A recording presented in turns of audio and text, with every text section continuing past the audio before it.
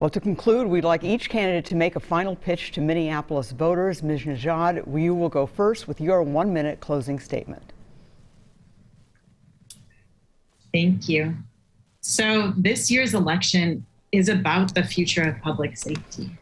And I have spent the last 10 years as an organizer and policy advocate working on public safety in the city of Minneapolis, including creating the Office of Violence Prevention.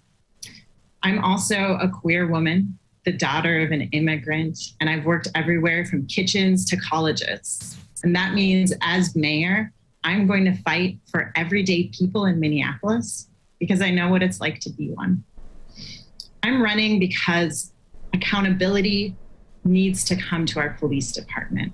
I'm running for mayor because we need a champion for all the families and kids in Minneapolis.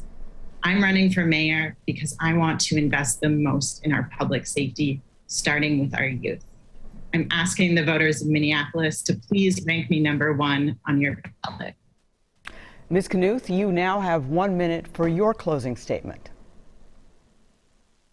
You know, we have been through a lot in the last 4 years, especially the last year and a half, and we have felt what it feels like not to have strong, effective mayoral leadership to help us do the work we need together and to navigate and chart our path forward. And honestly, it doesn't feel very good.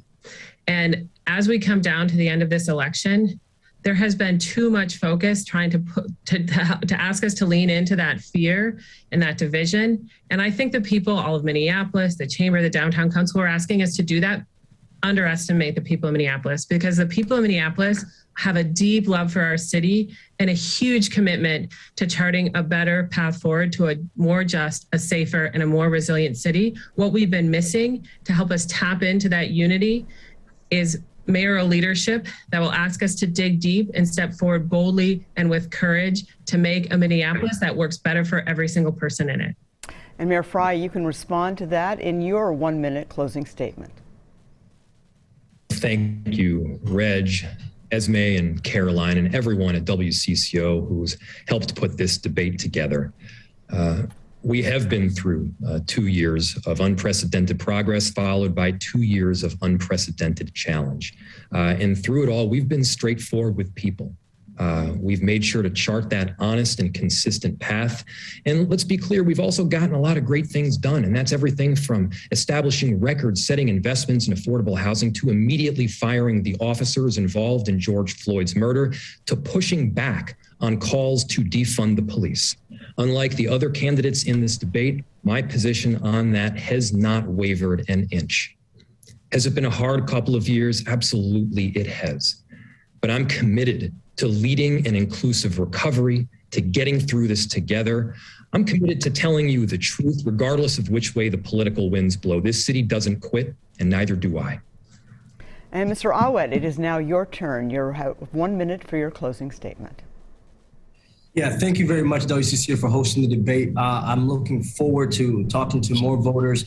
And honestly, Minneapolis, you heard it here live today. We really do need new leadership. We've had a consistent mold of leadership in the city that continues to make promises and then break them. Leadership is not about experience at the state legislature.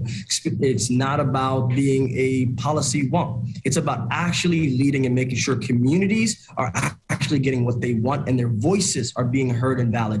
I've been consistent on that throughout the campaign, and I'm the only candidate that's honestly saying to everybody in Minneapolis, let's just take a pause and look past the dichotomy of either yes for Minneapolis or Jacob has to come back. I think there's a third option, and that lays right here with AJ Awad's campaign, and I would be honored to lead the city of Minneapolis to a better future where we all do have dignified policing for all communities and we all prosper. Thank you very much. All right, thank you, Mr. Awad. Well, we are over our time for today, just barely though. We want to thank each candidate for participating in this debate on CBSN Minnesota. And of course, thank you to Reg and Caroline. We will be live here on CBSN Minnesota and WCCO TV on election night with results starting at 8 p.m. We have also invited all candidates for mayor to send us videos answering key questions. We'll be posting them and information on other races and issues at WCCO.com/election throughout this week. In the meantime, we hope you found this debate informative.